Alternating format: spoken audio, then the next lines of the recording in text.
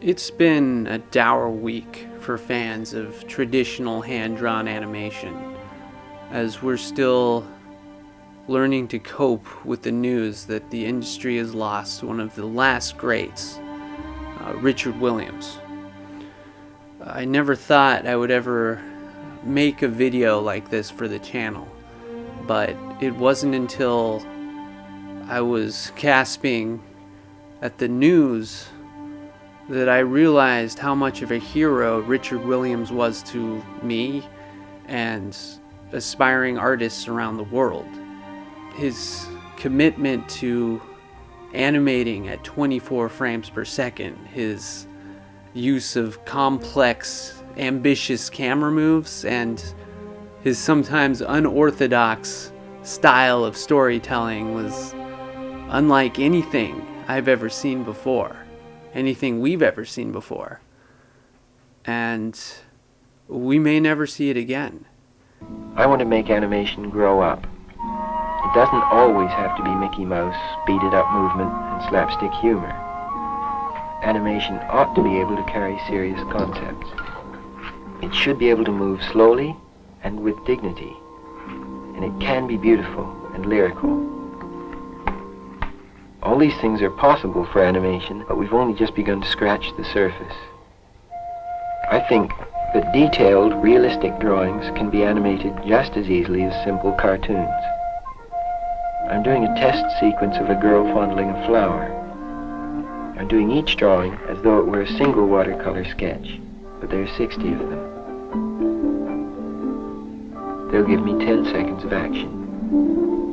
If you speed up a realistic action, like a cartoon or an old newsreel, it becomes funny. But if you slow it down even slightly, it gains dignity. The prologue is something I'm just completing now. This is an idea for a big film which I had when I was 15 years old. And I thought, I wonder if I'll ever get good enough to do this. It's something that nobody's done. And something happened to me about 3 years ago. I don't know, with all this teaching, all this experience, is that it's like yogurt. It finally just went, and I'm able to do exactly what I can think of. And people say, what's this film about? And I say, well, I'll tell you the working title. And I say, it's called, Will I Live to Finish This? And that I really hope I do. The biggest tragedy here isn't that Richard never got to finish his final film. I think the biggest tragedy here is that we may never see a film completed with the ambition that he had. It took him 65 years to develop the skills and the techniques needed to achieve something like this. And with the rise of digital and 3D animation, it's just become too expensive to even think about bankrolling a project like this.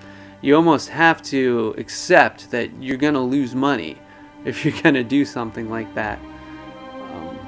There is a nugget of hope, though, in that he spent the latter part of his years instructing the next generation of animators. And so his legacy isn't just his body of work, but the techniques and skills that he left behind and that he shared. And so perhaps we will see another Richard Williams. So I guess I just want to say thank you for inspiring us all. And thank you for sharing your worlds and your visions with us, because it really was a once-in-a-lifetime thing.